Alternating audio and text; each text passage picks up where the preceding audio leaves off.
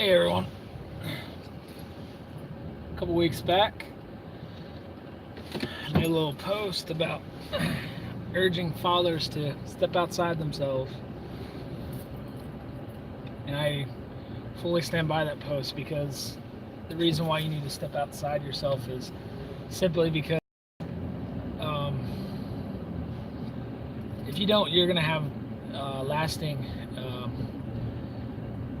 influence in a negative way on your kids and on your family.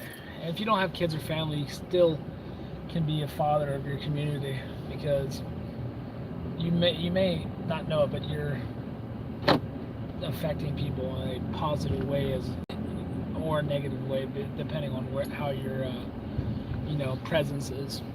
So, but I urge you to listen. I urge you to listen today, simply because I honestly don't think that anybody goes in life and knows exactly the 100% choice of what they should do with their job, their career, their life. And I think the main key element is to be there and to be present. Um, and every failure hits your way, you may want to just find a new way to attack the situation. So if you're listening and you're always listening and you're looking at those people around you for the wisdom that you are gonna, are seeking, you may find some faults with that because the people around you are still looking for wisdom themselves. So, but then we go back to weighing the situation. We go back to looking towards what is necessary and what is not necessary, and then we cut things from our lives and we add things from our lives. So,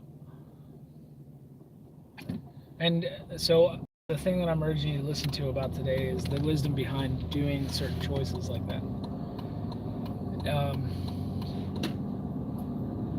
I may never, ever be to where I need to be because of the lack of a good father figure in my life.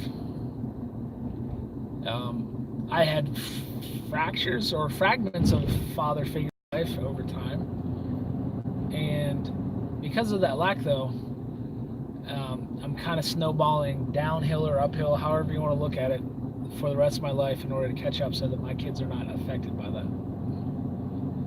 So I've learned how to listen, and I learned how to decide whether or not those people that I need to cut away from my life are worth it to cut away. If I haven't cut you away yet and forced you out of my life because you're my family or friends, it's because there's honestly value in each other. And I've only cut a few people away from my life. And most of the time it's people that were talking behind my back. And I'm not guilt free of that. I've done it too. And those people that I say goodbye to are ones that constantly do it over and over again after I've addressed it to their face. So, and some will argue that it's not a smart and wise way to act. It's not a wise way to just get everybody in your community out. But if you can't, if you can't trust those people in your community, then why be around them? And I understand that this may cause others to cut me out of their life. Good. It's one of those things that I hope you do. So I urge you to listen to this. Why keep negativity around? So there's going to be choices that people are going to wonder, why did I make those? But there is a purpose. I'm past the time in my life where I just make a choice based on superficial need. But I was sitting there listening to a co-worker of mine and telling him about choices that may have to come up if other opportunities present, and he understood where it's at, and he understood that it's all about family. So in that post that I made, I urged fathers to stay around their kids and step outside themselves to understand that a father may need time to reflect. A father may need time by himself, but a father should never just cut their children and their wife away from them because of superficial desire and superficial need for themselves.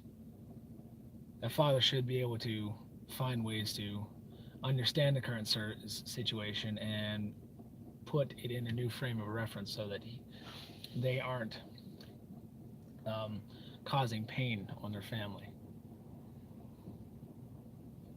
There's going to be always somebody out there that is going to need to be attractive and may not, you know, be your wife. It may be someone else because media does that. They make things that are attractive, and or there may be other job opportunities out there that may seem really well and they may turn out to be very bad. And simply going after a job and denying your family is bad. Simply going after a lustful situation is bad. And that's in a frame of reference coming from a Christian upbringing that I have myself.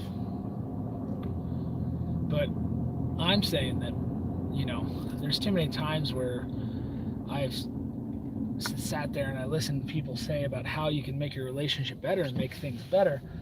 But I honestly don't think that a lot of us are taught how to overcome those mental barriers and mental blocks that are keeping us from continuing on with the life that we already have. We'd rather just choose something or someone or some idea new than to actually refine the ideas that we already have and the people that we already have. You're never going to refine the people in your life because you realize that they're the ones that are refining you and vice versa,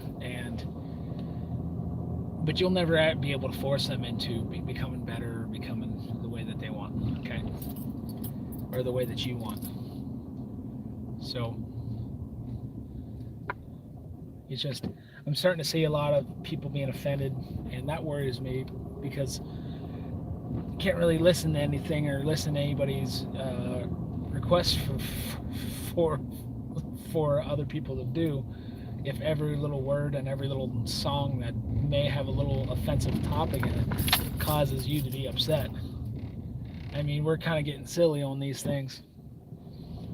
I mean, if you get offended by Rudolph, offended by people's differing opinions on whether or not we should have migrant caravans coming into our country, whether or not you should be able to sing a song that says "Baby, it's cold outside" because of the lyrics that are inside it. There's other songs that are out there that your kids and your families are listening to that are worse than "Baby, it's cold outside."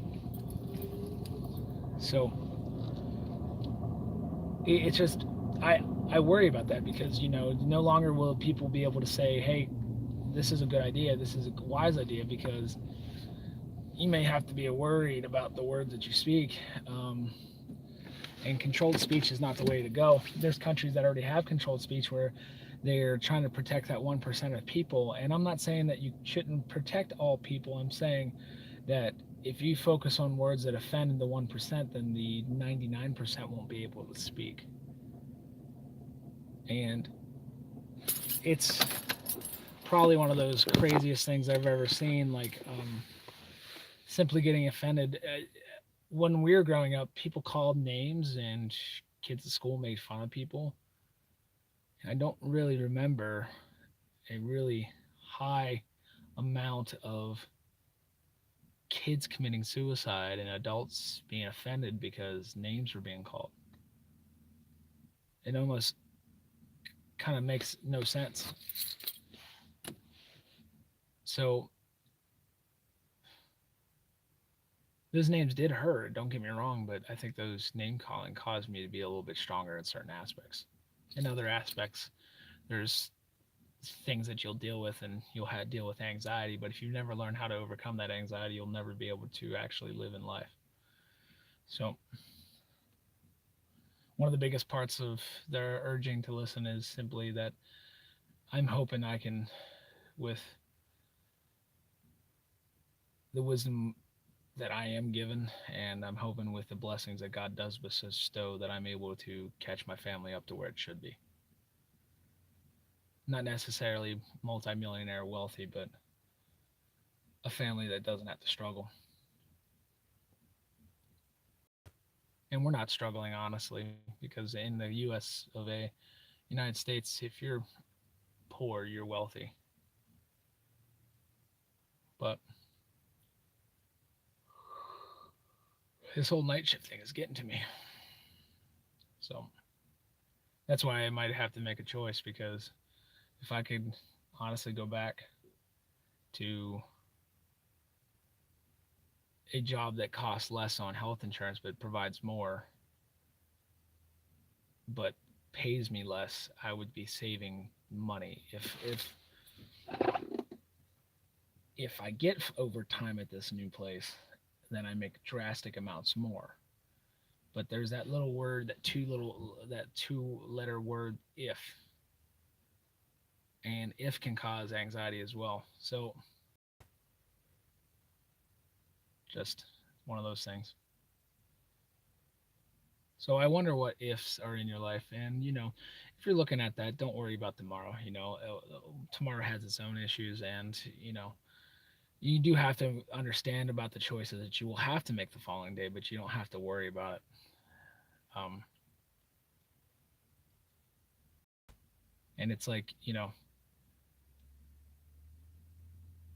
so with this urging, this is what I want to leave you today. So I urged in the previous post on social media that I made on Facebook, I urged fathers to stay around their kids and put their desires past themselves. I'm going to adjust that a little bit, but understand that, if your heart is truly for your family, your desires will become those benefits for your family. So I'm going to urge you, fathers, I'm going to urge you, mothers, to understand that if we can place our desires in a way that is pleasing to God, our family will not suffer. Um, and this reflection will come after making some choices that I have to still stand by and still decide to make, because simply the choice that I had to go away from probably is causing a lot of issues with people around me. But I had to. I had to make the choice based on my convictions that I have.